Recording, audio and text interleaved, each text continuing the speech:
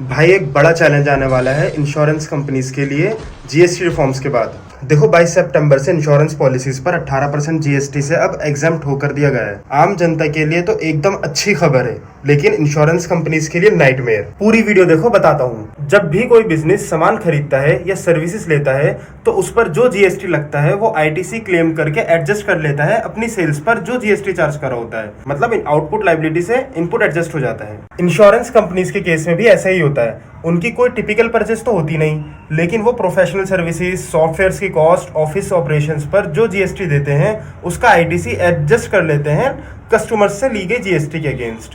पर अब प्रॉब्लम शुरू होती है 22 सितंबर के बाद, जब इंश्योरेंस पॉलिसीज एग्जम्प्ट हो गई, मतलब कंपनीज अब कस्टमर से जीएसटी चार्ज ही नहीं करेंगी, तो जो आईटीसी अब तक एडजस्ट होता था वो रिवर्स करना पड़ेगा, और जो पुराना आईटीसी पड़ा हुआ है वो भी पूरा वापस करना पड़ेगा। इसका सिंपल मतलब, जो पहले एक तरह से परचेज पर जीएसटी इनपुट मिल जाता था वो अब पूरी कॉस्ट बन जाएगी, और पुराने आईटीसी का बैलेंस को रिवर्स करना पड़ेगा, वो भी कॉस्ट बन जाएगी।